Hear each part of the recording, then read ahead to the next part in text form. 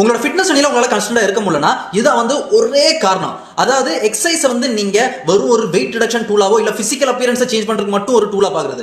While இது வைக்கிறதுக்கு எந்த தப்பும் இல்ல. பட் மோஸ்ட் ஆஃப் த பீப்புளுக்கு வந்து இதே ஒரே கோலா வைக்கும்போது என்ன ஆகும், ஸ்டார்டிங்ல நல்ல மோட்டிவேஷன் இருக்கும், என் உடம்பு நான் இன்னைக்கு மாத்திடுவேன் அப்படின்னு சொல்லிட்டு in time what will happen, motivation வந்து குறையும். பிகாஸ் ஒரு பிசிக்கல் சேஞ்ச் கொண்டு வரது இட் வில் டேக் டைம். அப்போ automatically no one will stay consistent. See exercise வந்து நம்ம எல்லாருமே வந்து அதை கம்மி பண்ணி அண்டர்ஸ்டிமேட் பண்ணி வைக்கும். அதோட பெனிஃபிட்ஸ்லாம் எத்தனை பெனிஃபிட்ஸ் இருக்கு, அதெல்லாம் ஒரு பில் ஃபார்ம்ல மருந்து ஃபார்ம்ல கொடுத்தீங்கன்னா கோடிக்கணக்கான ரூபாய்க்கு அது வந்து வர்த்தா இருக்கும். எக்ஸசைஸ் வந்து வெறும் ஒரு வெயிட் ரிடக்ஷன் ஒரு டூலா மட்டும் நீங்க வியூ பண்ணாம அதை மாத்தி ஒரு ஃப்ரண்ட் லைன் கேர், உங்களோட மென்டல் ஹெல்த்துக்கு, உங்களோட மூட் ரெகுலேஷனுக்கு, உங்களோட காக்னிட்டிவ் அபிலிட்டிஸ்க்கு, உங்களோட டிசிப்ளின் பில்ட் பண்றதுக்கு, உங்களோட மைண்ட் செட்டை வந்து ஷிஃப்ட் பண்றதுக்கு, உங்களோட ஸ்ட்ரென்த் இம்ப்ரூவ் பண்றதுக்கு, வைட்டாலிட்டிக்கு, உங்களோட அஜிலிட்டிக்கு, பேலன்ஸ், உங்களோட என்டையர் லைஃபோட குவாலிட்டி இம்ப்ரூவ் பண்ற அந்த ஒரு மைண்ட் செட்ல நீங்க எக்ஸசைஸை வந்து வியூ பண்ணீங்கன்னா, இப்போ யோசிச்சு பாருங்க, இந்த பெர்ஸ்பெக்டிவ்ல இருக்கும்போது நீங்க வந்து எக்ஸசைஸ் விடுவீங்களா?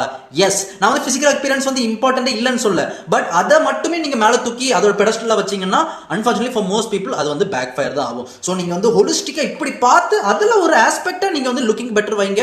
நான் அடிச்சு சொல்ல முடியும், நீங்க வந்து உங்க ஃபிட்னஸ் ஜர்னியை வந்து விடவே மாட்டீங்க.